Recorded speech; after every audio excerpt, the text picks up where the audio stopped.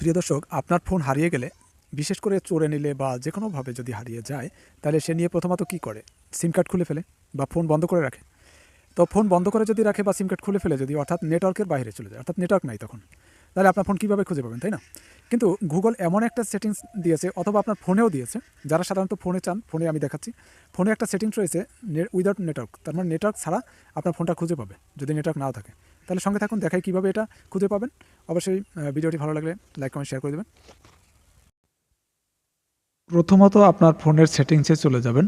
সেটিংসে ট্যাপ করার পরে আপনি দেখবেন আপনার ফাইন্ড মাই ডিভাইস কোন জায়গায় লেখা আছে, অথবা আপনি সেটিংসে গিয়ে সার্চ করতে পারেন ফাইন্ড মাই ডিভাইস লিখে, দেখবেন ফাইন্ড মাই ডিভাইসের ফাংশন চলে আসবে।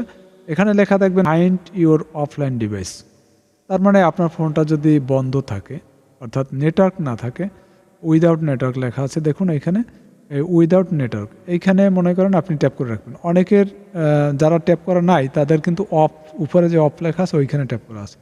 আপনি এই নিচে এখানে ট্যাপ করে রাখবেন। ওকে, ধন্যবাদ, সবাই ভালো থাকবেন, আল্লাহ হাফেজ।